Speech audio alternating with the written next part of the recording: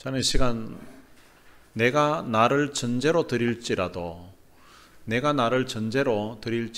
라는 제목으로 하나님 말씀을 전가하려고 합니다. 성경에서 가장 중요하게 다루는 주제가 있는데 그것은 바로 구원이라는 것입니다. 구원에 대해서는 성경에서 아주 명확하게 가르쳐 주고 있습니다. 그것은 바로 구원은 오직 예수 그리스도를 통해서만 받을 수 있다는 것입니다. 사도행전 4장 12절에 보면 다른 이로서는 구원을 받을 수 없나니 천하 사람 중에 구원을 받을 만한 다른 이름을 우리에게 주신 일이 없음이라고 기록되어 있습니다. 그러니까 구원받을 수 있는 이름이 예수 이름 외에는 없다는 것입니다. 그리고 사도행전 16장 31절에는 주 예수를 믿으라 그리하면 너와 내 집이 구원을 받으리라. 주 예수 그리스도를 믿게 되면 우리가 구원을 받게 된다고 성경은 명료하게 말씀하고 있습니다. 요한복음 1장 12절에도 보면 영접하는 자, 곧 그 이름을 믿는 자들에게는 하나님의 자녀가 되는 권세를 주신다고 말씀하고 있습니다. 누구든지 예수 그리스도를 영접하게 되면 하나님의 자녀가 된다는 것입니다. 그리고 요한복음 3장 16절에도 보면 하나님이 세상을 이처럼 사랑하사 독생자를 주셨으니 이는 그를 믿는 자마다 멸망하지 않고 영생을 얻게 하려 하심이라. 누구든지 하나님의 아들 그 예수 그리스도를 믿게 되면 멸망하지 않고 영원한 생명을 얻는다고 말씀하고 있습니다. 성경은 오직 예수님을 통해서만 구원을 받을 수 있다고 가르쳐주고 있습니다. 그리고 또한 이 구원에 대해서 또 하나 가르쳐주고 있는 것이 있는데 그것은 이 구원은 오직 은혜로만 받는다는 것입니다. 행위로 받는 것이 아니라 우리의 어떤 노력으로 받는 것이 아니라는 것입니다. 구원을 오직 은혜로 받는다는 이 말을 다른 말로 표현한 것이 바로 구원은 믿음으로 받는다는 것입니다. 이 믿음과 이 은혜라는 말을 같이 설명한 곳이 있는데 에베소서 2장 8절입니다. 너희는 그 은혜에 의하여 믿음으로 말미암아 구원을 받았으니 이것은 너희에게서 난 것이 아니요 하나님의 선물이라. 행위에서 난 것이 아니니 이는 누구든지 자랑하지 못하게 함이라. 구원은 하나님이 우리에게 선물로 주신 것이라는 것입니다. 이 선물이라는 말은 다른 말로 하면 공짜라는 말입니다. 사람들이 가치가 높다고 매겨놓은 것들이 있습니다. 금이나 다이아몬드 같은 그런 보석들, 사람들이 굉장히 가치가 높다고 매겨놓은 것입니다. 그런데 사실 이런 것들은 뭐 동창회나 아니면 아는 사람들에게 가서 좀 이렇게 폼 잡을 때에 나 이런 거 있다고 하면서 할 때에 혹 필요할지 모르지만 사실 그런 것 없어도 우리의 생명을 유지하는 데는 전혀 문제가 되지 않습니다. 다이아 반지 없어도, 다이아 목걸이, 귀걸이 없어도 우리가 실제 살아가는 데는 아무 지장이 없다는 것입니다. 그런데 정말 중요한 것, 우리가 살아가는 데에, 우리가 생명을 유지하는 데에 반드시 필요한 것들은 하나님은 지금도 우리에게 다 선물로, 다른 말로 하면 공짜로 주셨습니다. 어떤 것들이 우리 사람들이 살아가는데 꼭 필요한가 하면 공기가 그렇습니다. 여러분, 공기는 부자든 가난한 사람이든 누구나 다 공짜로 마십니다. 물론 특별한 경우에 병원 응급실에 가서 산소호흡기를 달고 있는 그런 사람의 경우에는 그 아마 공기 값이 엄청날 것입니다. 그러나 일반적으로 우리가 마시는 이 공기는 누구나 다 마실 수가 있는 것입니다. 그리고 두 번째로 사람들이 살아가는데 꼭 필요한 게 있습니다. 그게 바로 물이라는 것입니다. 사람들은 물이 있어야만 살아갈 수가 있습니다. 물을 마시지 못하면 사람은 생명을 유지할 수가 없습니다. 물론 우리가 가게에 가서 물을 살 때 그것은 보면 기름값보다 더 비싸게 치입니다. 그것은 마치 병원에서 산소호흡기에 그 산소를 사는 것과 같이 상품화 되기 위해서 거치는 그런 과정들이 있기 때문에 우리가 사는 것이지 사실 우리가 마시는 물 자체는 다 공짜로 하나님이 주신 것입니다. 사람이 살아가는 데 있어서 반드시 필요한 것이 또 있습니다. 그것은 바로 부모의 사랑이라는 것입니다. 물론 사람마다 부모님이 나를 참 사랑해 주셨다는 것을 느끼는 사람도 있고 부모님에게 좀 원망과 섭섭함이 있는 경우도 있지만 어쨌든 간에 그 부모의 사랑을 받지 않고서는 이 땅에 태어나서 생존할 수 있는 사람이 아무도 없다는 사실입니다. 우리를 사랑하시는 하나님께서 우리가 이 땅에 태어나고 그리고 살아오는 데에 반드시 필요한 것, 부모님의 사랑, 부모님의 희생, 그리고 공기나 그리고 물 같은 것들은 다 값없이 선물로 공짜로 주신 것입니다. 그럼 거기에 비하면 이 구원은 사실은 영원을 살아야 되는 우리 인생에게 비하면 공기보다 더 소중하고 물보다 더 소중하고 이 땅에서의 관계가 끝이 나는 그 부모님의 사랑보다도 더 중요하고 소중한 문제입니다. 그래서 이 구원을 하나님은 우리 사람들에게 값없이 선물로 주신 것입니다. 여러분, 이 구원은 예수 그리스도를 믿으면 받게 되는 것입니다. 우리의 행위와 우리의 노력과 상관이 없습니다. 한번 예수를 믿으면 영원히 구원을 받게 되는 것입니다. 우리가 받은 이 구원은 취소가 되지 않는다고 성경은 약속하고 있습니다. 그런데 이렇게 구원을 설명하니까 부작용이 생겼습니다. 어떤 부작용인가 하니까 이미 내가 구원을 받았으니까 그러면 마음대로 살아도 되는 것 아닌가라고 이렇게 생각하는 사람들이 생긴 것입니다. 구원은 단번에 받는 것이 맞습니다. 우리가 구원을 받는다, 우리가 영생을 얻었다, 우리가 하나님의 자녀가 되었다, 같은 표현입니다. 이 구원은 우리가 신앙생활하면서 어느 정도 수준의 우리의 신앙 인격과 삶이 이르러야 받게 되는 것이 아닙니다. 죄인된 인생이 예수 그리스도를 믿는 그 순간 하나님의 자녀가 되고 우리의 신분이 하나님의 자녀로 바뀌게 되는 것입니다. 그럼 구원 자체는 우리의 됨됨이 때문에 받는 것이 아닙니다. 구원은 우리의 신분이 바뀌게 되는 것입니다. 신분이 바뀔 때에는 단번에 바뀌게 됩니다. 미국에서 이제 처음 와서 영주권을 받고 그리고 시민권을 취득하게 될 때에도 시민권 선서식을 마치게 되면 단번에 미국 시민권자로 신분이 바뀌게 되는 것입니다. 그런데 신분과 신분에 걸맞는 삶과는 차이가 있습니다. 이 부분을 사람들이 혼돈을 하고 또 이 부분에 대해서 이해를 잘 못하는 경향들이 있습니다. 여러분, 한국 사람이 미국 시민권자로 신분이 바뀌었다고 해서 갑자기 그날부터 김치와 된장이 싫어지고 햄버거와 스테이크가 땡기게 되는 것이 아닙니다. 시민권자가 되었다고 해서 갑자기 영어가 막 잘 되고 꿈도 영어로 꾸고 이렇게 되는 것은 아닙니다. 우리가 받은 구원도 마찬가지입니다. 예수 그리스도를 믿음으로 우리의 신분은 단번에 하나님의 자녀로 바뀌게 됩니다. 그런데 우리의 됨됨이 자체는 하나님의 자녀, 하나님이 기대하시는 그 수준에 이르는 것이 단번에 바뀌지는 않습니다. 우리가 좁은 의미로 구원을 받았다고 할 때는 우리의 신분이 바뀐 것, 그것을 구원받았다고 이렇게 표현을 합니다. 그런데 성경에 보면 이 구원을 좀 다른 의미로, 좀 더 넓은 의미로 표현할 때가 있습니다. 예를 들어서 구원과 반대되는 개념이 있다면 죽음이라는 것입니다.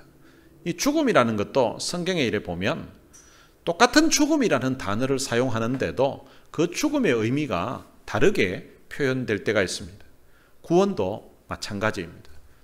죽음이라는 단어가 하나님과의 관계가 단절되는 것, 하나님과의 교제가 단절되는 것, 이것을 성경에서 죽음이라고, 죽었다라고 표현하는 곳들이 있습니다. 하나님이 천지 창조 후에 아담에게 선악을 알게 하는 나무의 실과를 먹으면 반드시 죽을 것이라고 말씀하셨습니다. 그런데 아담이 선악을 알게 하는 나무의 실과를 따서 먹게 됩니다. 그런데 아담이 즉시로 죽지는 않았습니다. 그런데 성경은 그 부분을 죽었다고 표현합니다. 그것은 아담의 어떤 육체가 죽은 것을 의미하는 것이 아니라 하나님과의 교제가, 하나님과의 관계가 단절되었다는 것입니다. 이 부분을 에베소서 2장에 보면 이렇게 표현합니다. 너희는 허물과 죄로 죽었다고 그렇게 말합니다. 허물과 죄로 죽었다. 이 말은 우리가 예수님을 믿기 이전에 영적인 그 상태를 말하는 것입니다. 사람으로서는 살아 있었는데 영적으로 보면 허물과 죄 때문에 하나님과의 관계가 단절되어 있었다는 것을 의미하는 것입니다. 꽃으로 설명하면 꽃꽂이를 할 때에 그 가위로 이제 꽃을 자르게 됩니다. 자르게 되면 그 잘려진 그 꽃이 실상은 죽은 것이에요. 왜냐하면 원줄기에서 끊어졌기 때문에 그렇습니다. 사람의 생명도 마찬가지라는 거예요. 하나님과의 교제가 단절되면서 하나님과의 그 관계가 끊어졌다는 거예요. 육신은 살아있는데 마치 꽃이 줄기에서 잘려져서 이제 꽃 장식을 해놨습니다. 꽃꽂이를 해놨습니다. 꽃이 너무 아름다운 거예요. 어떤 결혼식이라든지 아니면 졸업식, 입학식에 꽃다발 선물을 받게 됩니다. 꽃이 너무 아름다운 거예요. 그런데 그 꽃은 사실은 죽은 꽃입니다. 우선은 꽃이 아름답지만 원줄기에서 잘려졌기 때문에 죽은 것이라는 거죠. 그런데 그 꽃이 시간이 지나면 시들어가게 됩니다. 사람도 마찬가지예요. 원래 사람은 영생하도록 시험을 받았는데 범죄함으로 말미암아 하나님과의 관계가 끊어진 거예요. 그래서 사람은 이제 세월이 지나가면서 꽃이 시들어가는 것처럼 사람이 늙어가서 결국은 꽃이 다 시들게 되면 완전히 말라져 버린 것 같이 우리 육체의 기운이 다하게 되면 이제 사람은 그것을 죽었다고 표현하는 것입니다. 그것을 육체적인 죽음이라고 표현합니다. 성경에서는 하나님과의 교제가 단절된 그것을 죽음이라고 표현한 것도 있고 또 육체의 죽음을 죽음이라고 표현한 것도 있습니다. 또 어떤 곳에서는 이 육체의 죽음을 잔다라고 그렇게 표현한 곳들도 있습니다. 꽃으로 설명하면 꽃이 완전히 시들어버린 그런 상태인 것입니다. 꽃이 완전히 시들어버리게 되면 이 꽃을 불 아궁 위에 던져서 이제 불쏘시개로 이제 사용하게 됩니다. 사람의 영혼도 완전히 영원한 불에 던져질 때가 있는데 이제 최후 심판의 때에 악인의 영혼은 이제 영원한 지옥불에 던져진다고 성경은 알려주고 있습니다. 그것은 세상의 역사가 끝이 나고 예수님이 재림하신 후에 이루어질 사건입니다.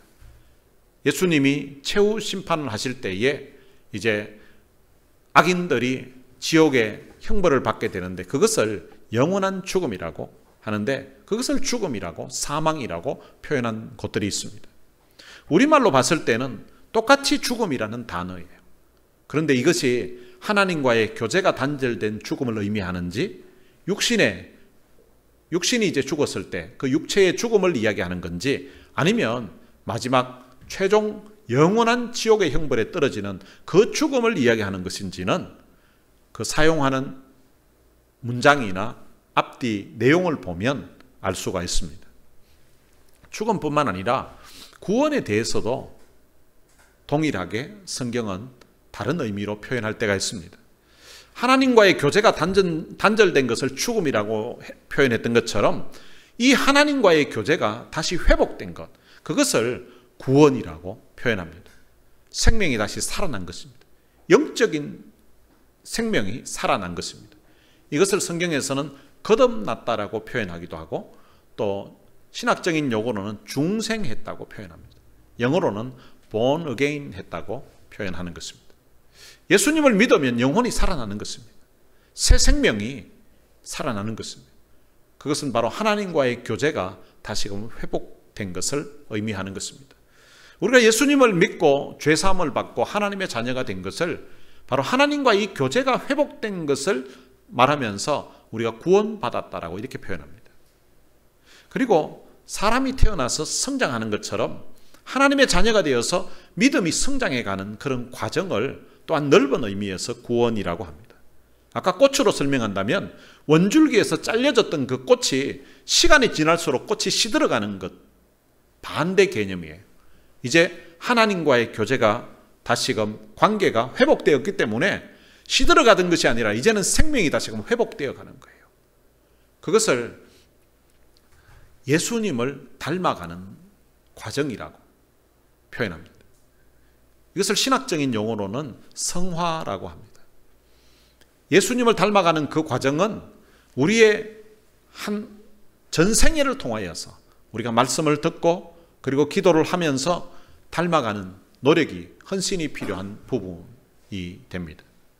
그리고 마지막 최종적으로 예수님이 재림하셔서 완성된 하나님의 나라에 아담이 범죄하기 전의 모습처럼 이제 더 이상 죄가 없는 그런 거룩한 모습, 마치 부활하신 주님과 같은 그런 영광스러운 모습으로 되는 것을 또한 성경에서는 구원이라고 표현한 곳들이 있습니다.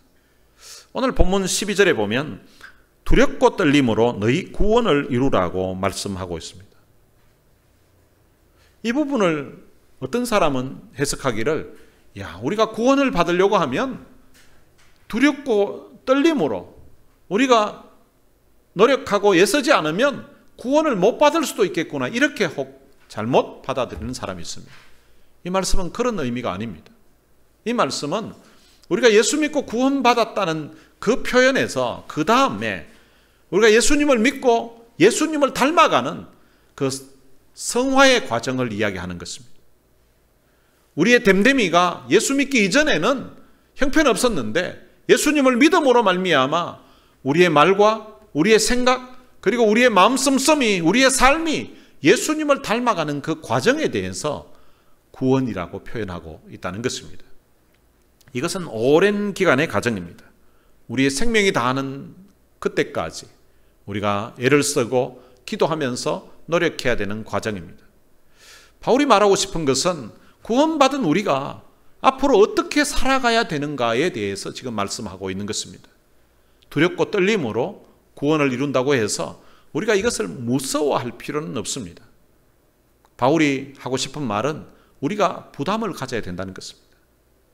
우리가 이 거룩한 부담감을 가지고서 신앙생활을 해야 된다는 것입니다. 구원받은 사람답게 산다는 것은 우리가 행복한 부담감인 것입니다. 구원받은 사람답게 산다는 것은 하나님의 자녀답게 산다는 것입니다. 하나님의 자녀답게 살기 위해서는 어떻게 해야 되는가? 13절에서 말씀합니다. 너희 안에서 행하시는 이는 하나님이시니 자기의 기뻐진 뜻을 위하여 너희에게 소원을 두고 행하게 하시나니. 우리가 하나님이 기대하시는, 하나님이 원하시는 삶을 살게 하기 위해서, 하나님의 자녀답게 살게 하기 위해서 하나님께서 우리 마음에 소원을 주신다는 것입니다. 그 소원은 우리가 말씀 들을 때에 나도 이렇게 한번 살아보고 싶다, 나도 이렇게 살아야 되겠다 하고 이렇게 하나님이 소원을 주실 때도 있고, 어떤 때는 기도할 때에 하나님이 내게 감동을 주실 때가 있습니다. 하나님, 나 이렇게 한번 살아보고 싶습니다. 하나님, 나 이렇게 한번 해보고 싶습니다. 나 이런 거 하면서 내 남은 생에 한번 살아보겠습니다 하면서 하나님이 우리에게 소원을 주실 때가 있습니다. 그런데 나의 소원과 하나님의 소원이 다를 때가 있습니다. 그때는 하나님은 우리가 하나님의 소원대로 살기를 원하고 계십니다. 그러나 나의 뜻과 하나님의 뜻이 다를 때, 우리들은 내 뜻과 하나님의 뜻이 다를 때 내 뜻을 하나님께 강요하는 그런 경향이 있죠. 하나님을 설득합니다.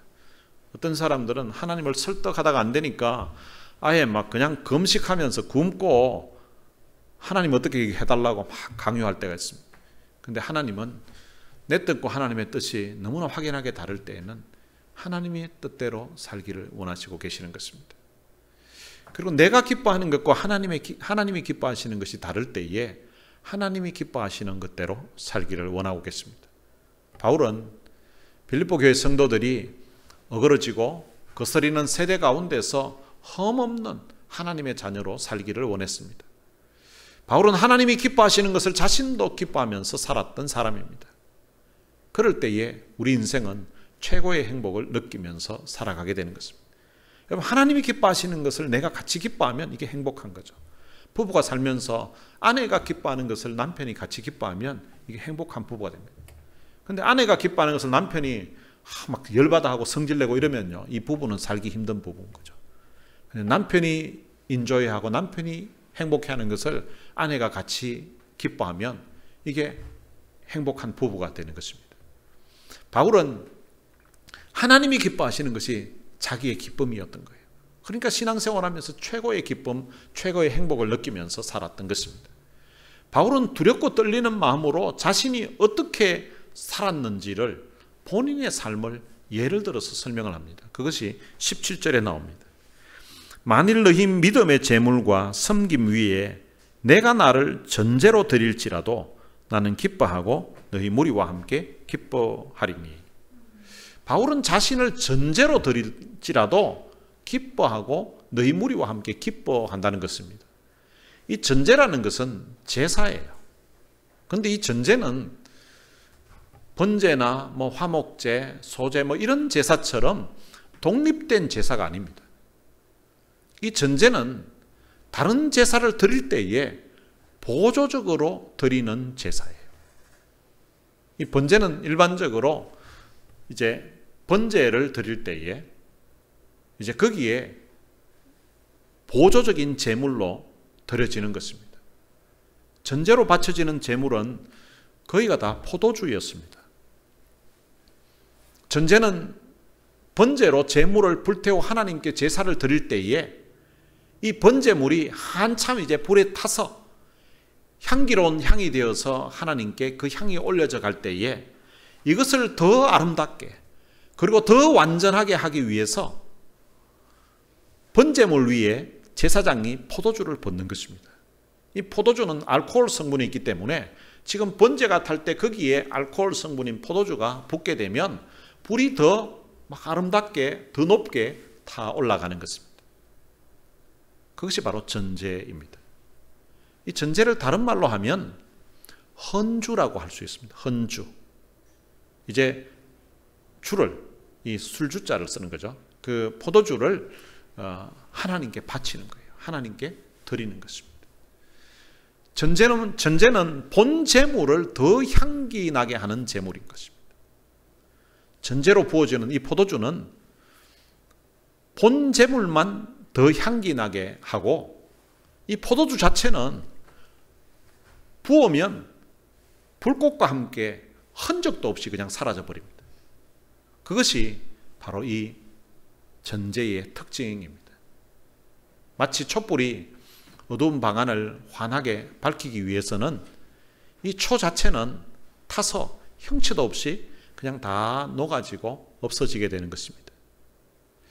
사도 바울이 바로 이름 없이 빛도 없이 빌립보 교회 성도들의 그 믿음 생활하면서 그들이 하나님 앞에 향기로운 제물이 된다면 자기는 그들의 신앙생활하는 그 밑거름으로서 그냥 이름도 없이 빛도 없이 사라져도 자기는 너무 기쁘고 너무 감사하겠다는 거예요. 빌립보 교회 성도들이 참 하나님 앞에서 멋있게 신앙생활하고 하나님 보시기에 너무나 기쁘게 그렇게 신앙생활 해준다면 그 일을 위해서 자기는 마치 전제처럼 붙는 대로 그냥 바로 적시로 사라져 버려지고 없어지는 그런 전제로 쓰임 받는다 할지라도 자기는 너무 기쁘고 너무 행복하다는 것입니다. 바울은 자기 자신이 이렇게 살고 싶다는 것입니다. 빌립보 교회 성도들이 하나님 앞에서 향기로운 제물이 되는데 자기는 이름도 없이 빛도 없이 불꽃과 같이 헌신하고 사라지는 그런 존재가 되고 싶다고 표현하는 것입니다. 바울은 빌립보 교회 성도들이 구원받은 사람답게 하나님의 자녀답게 살기를 원했습니다. 그래서 오늘 본문에 보면 원망과 시비가 없는 그리고 험과 티가 없는 믿음과 봉사의 삶으로 하나님 앞에서 산 제물이 되어서 그들의 삶이 드려지기를 원했던 것입니다. 그렇게 산 제물이 되어서 드려질 그때에 그 제물들을 더 아름답게 더 화려하게 그리고 더 완전하게 하는 데에 사용되는 포도주처럼 난 그렇게 살고 싶다고 그렇게 표현하고 있는 것입니다. 그러면서 빌립보 교회 성도들에게 18절에서 이렇게 말합니다. 이와 같이 너희도 기뻐하고 나와 함께 기뻐하라. 너희도 이와 같이 하라는 것입니다. 너희도 나처럼 이렇게 살면서 이렇게 기뻐하면서 살았으면 좋겠다라고 표현하고 있는 것입니다. 14절과 15절에 있는 말씀처럼 그렇게 살기 위해서는 원망과 시비가 없는 삶을 살아야 됩니다. 그리고 험과 티가 없는 그런 완전한 삶을 살아야 합니다. 그런데 거기에 만족하지 말고 이와 같이 사도 바울처럼 믿음의 형제와 자매들을 위하여서 전제로 드려지는 희생의 헌신의 삶으로 드려지는 데까지 그렇게 성숙해지기를 바란다는 것입니다. 그것도 기뻐하고 기뻐함으로 그 일을 하기를 원한다고 그렇게 권면하고 있습니다. 성경은 우리들을 가리켜서 세상의 빛이라고 그렇게 했습니다. 너희는 세상의 빛이라고, 너희는 세상의 소금이라고 했습니다. 여러분, 양초가 타서 녹아야만 빛을 발할 수가 있습니다. 소금이 물에 녹아야만 제맛을 낼 수가 있습니다. 빛이 빛으로, 그리고 소금이 소금으로서의 사명을 감당하는 길은 오직 자기 희생이 있어야만 가능한 일입니다. 예수님이 십자가에 자기 자신의 생명을 내어주심으로 말미암아 오늘 우리가 죄사함 받고 하나님의 자녀가 되었던 것처럼 사도 바울이 전제와 같은 그런 헌신적인, 그런 희생적인 삶이 있었기에 그 복음이 전파되어서 오늘 우리에게까지 전해왔던 것처럼 이와 같이 너희도 이런 삶을 살면서 기뻐하고 기뻐하라고 그렇게 말씀하고 있습니다. 이제는 우리가 주님 가셨던 그 길을 가야 됩니다. 이제는 우리가 바울이 갔던 그 길을 가야만 됩니다. 우리가 구원받기 위해서 하나님은 엄청난 대가를 지불하셨습니다.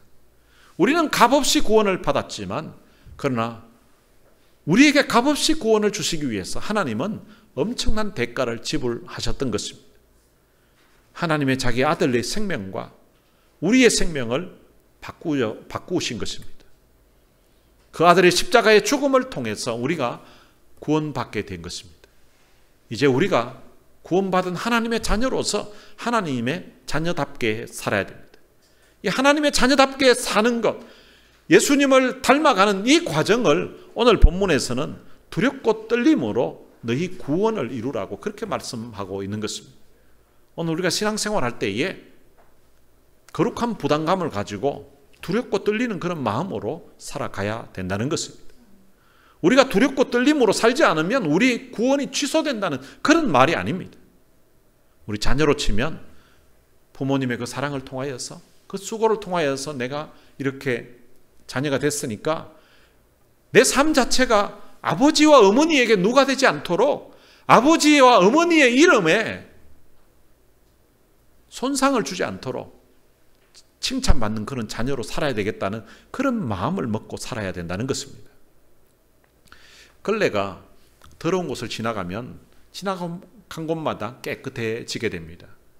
걸레가 방바닥을 지나가면 방바닥이 깨끗해지고, 걸레가 책상 위를 지나가면 책상 위가 깨끗해집니다. 걸레가 창틀 위를 지나가면 창틀 위가 깨끗해집니다. 근데 사람들은 걸레를 쓰고 나면 마루에 그냥 툭 던져 놓습니다.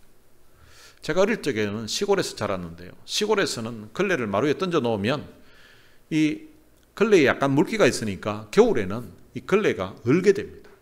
근데 얼게 되는데 사람이 지나가다가 모르고 그 걸레를 밟게 되면 이 얼어 있기 때문에 이게 그냥 걸레가 부러지는 그런 경우도 있습니다.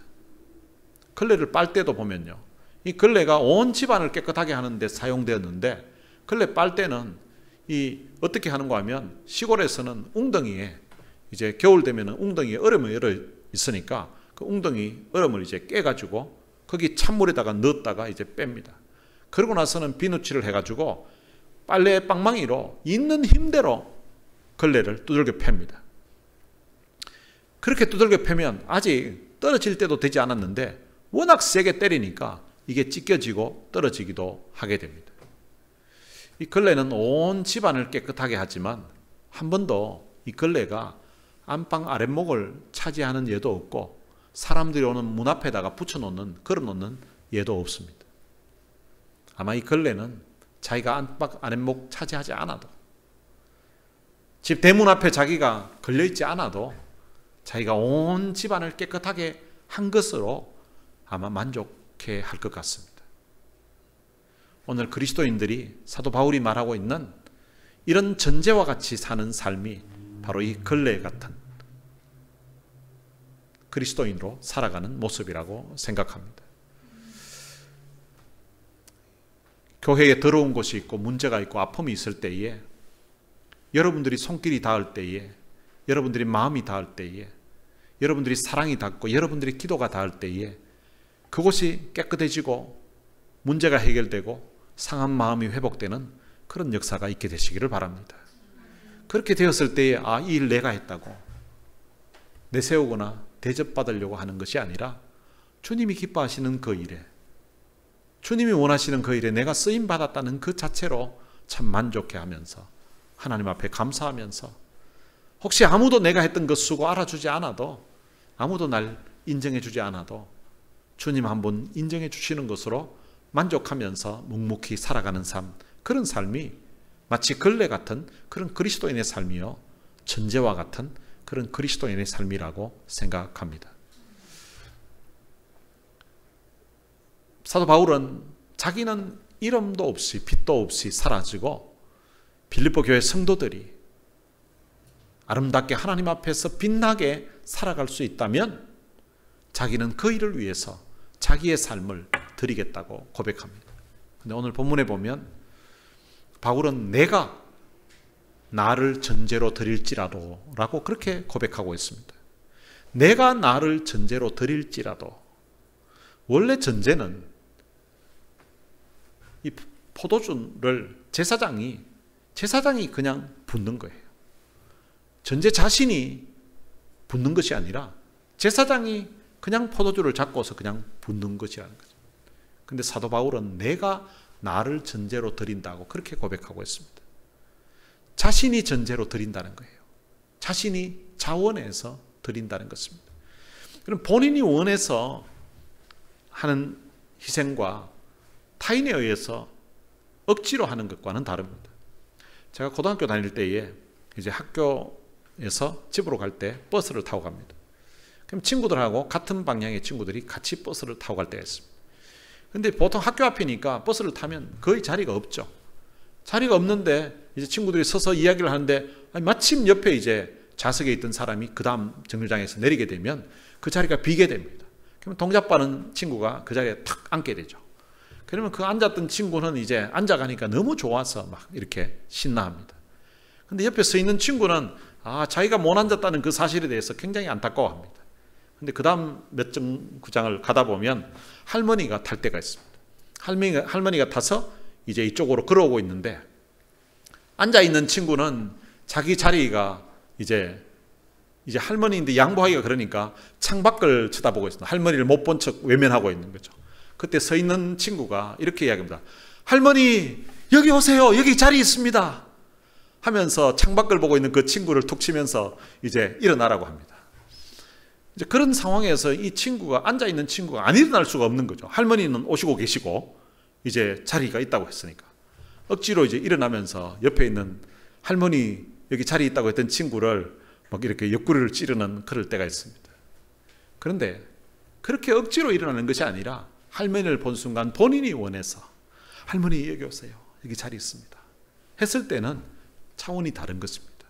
사도 바울은 본인이 원해서 좋아서 필립보 교회 성도들이 그들이 믿음 생활 아름답게 할 수 있고 하나님 앞에서 참 멋있게 할 수만 있다면 자기 삶은 이 땅에서 이름도 없이 빛도 없이 마치 제사를 드릴 때에 부어지는 그 포도주 붓는 그 순간 불꽃만 화려했지 금방 사라져버리는 그 포도주처럼 된다 할지라도 제물로 드려지는 그 제물이 하나님 앞에 더 향기 있게 될 수만 있다면 자원해서 기꺼이 드리겠다는 것입니다.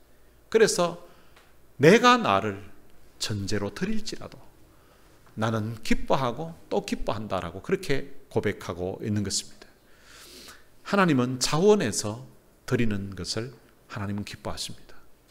우리도 마찬가지죠. 누군가 내게 뭔가 식사 대접을 할 때에 마지못해 억지로 밥 한 끼 사야 된다고 해가지고 그렇게 억지로 하는 것처럼 보이게 되면 먹으면서도 기분이 별로 안 좋습니다. 그런데 대접하는 사람이 정말 너무 기뻐서 너무 좋아서 너무 행복해서 그렇게 대접하면 대접받는 사람도 굉장히 기쁨이 있고 감사가 있는 거죠. 하나님은 하나님 앞에 드리는 예배도 하나님 앞에 헌신하는 그 삶도 자원해서 드리기를 원하는 것입니다.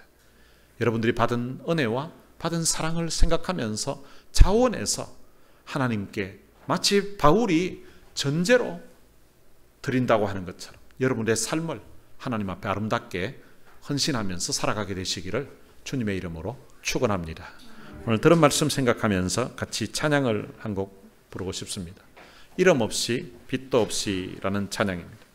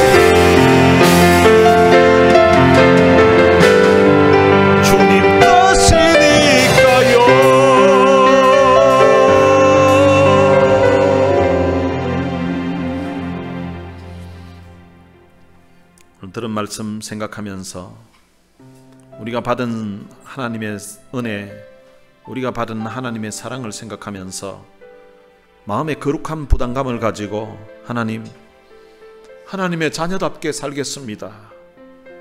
여러분, 이것을 다른 말로 이해하기 쉽도록 표현하면 하나님의 자녀로서 쪽팔리지 않게 살게 하옵소서라는 것입니다. 여러분, 성도로서 받은 은혜 생각하면서 하나님 앞에, 세상 사람들 앞에 쪽팔리지 않게 살게 하옵소서. 집사로서 쪽팔리지 않게 살게 하옵소서. 권사로서 쪽팔리지 않게 살게 하옵소서. 장로로서 쪽팔리지 않게 살게 하옵소서. 저는 이 시간 목사로서 하나님 앞에 세상 가운데 쪽팔리지 않게 살게 하옵소서라고 기도하겠습니다. 오늘 우리가 받은 은혜 생각하면서 하나님 앞에 하나님의 자녀답게, 시샘말로 세상 사람들에게 쪽팔리지 않는 그런 하나님의 자녀로 살게 하옵소서. 여러분들이 가진 위치, 여러분들이 가진 직분 생각하면서 우리 이 시간 통성으로 한번 기도했으면 좋겠습니다. 다 같이 통성으로 기도하시겠습니다. 살아계신 아버지 하나님, 은혜를 감사합니다. 말로 표현할 수 없는 하나님의 크신 사랑, 하나님의 크신 은혜로 하나님의 자녀가 되었고, 하나님이 특별한 은혜 주시고 특별한 사명 주셔서 사로 삼아주신 것 참으로 감사합니다. 하나님의 자녀답게, 하나님의 자녀로서 세상 가운데 쪽팔리지 않게 살 수 있도록 하나님 은혜를 베풀어 주옵소서. 하나님, 목사로서 세상 사람들 가운데 쪽팔리지 않는 그런 삶을 살 수 있도록 하나님의 은혜를 베풀어 주시기를 원합니다. 하나님이 내게 은혜를 베풀어 주셔서 정말로 세상 가운데 쪽팔리지 않는 목사가 되게 주시고, 성도들 앞에서도 쪽팔리지 않는 목사 되게 주시고, 하나님 장로님 앞에서도, 권사님 앞에서도, 집사님 앞에서도, 하나님 우리 교회 어느 성도 앞에서도 쪽팔리지 않는 목사 되게 주시고, 하나님 앞에 믿음으로, 하나님 앞에 바르게 살 수 있도록 은혜를 베풀어 주옵소서. 자비하신 아버지 하나님, 사도 바울은 받은 법리가 감사해서 자기 인생이 내가 나를 전제로 드릴지라도 하나님 앞에 기뻐한다고 했는데, 하나님 앞에 내 삶이 정말로 성도들이 하나님 앞에 온전하게 있으라고 하나님 영광을 내 사람답게 제공될 수 있다면, 하나님 앞에 정말로 전제로 드려진다 할지라도 하나님 앞에 마음의 기쁨과 감사로 내 삶을 희생하고 헌신하는 삶 살아갈 수 있도록 은혜를 베풀어 주옵소서. 하나님의 자녀답게 살게 해주시고, 정말로 주님 하나님께 받은 은혜를 생각하면서 두렵고 떨림으로 하나님 앞에 믿음으로 살 수 있도록 우리 하나님 은혜를 베풀어 주시기를 원합니다. 이 시간 함께 기도하는 사랑하는 주의 종들이, 하나님의 귀한 자녀들이 세상 가운데 쪽팔리지 않는 인생 되게 해주시고, 성도들 사이에도 쪽팔리지 않는 신앙이 될 수 있도록, 신앙이 될 수 있도록 우리 하나님 은혜를 베풀어 주옵소서. 주여, 이 시간 우리 사람의 심령에 하나님의 은혜를 주시고, 하나님의 성령의 강력한 기름 부으심을 주셔서 세상 가운데 믿음으로 온전하게 서고, 세상 가운데 하나님의 자녀답게 설 수 있도록 은혜를 베풀어 주옵소서. 목사로서 주님 하나님 앞에 바로 서게 해주시고, 하나님 앞에 믿음으로 서서 양떼들을 주님 돌보며 양떼들의 본이 되며 하나님의 말씀을 전하고 하나님의 말씀 붙들고 살아가는 신실한 하나님의 사람 될 수 있도록 우리 하나님 은혜를 베풀어 주옵소서.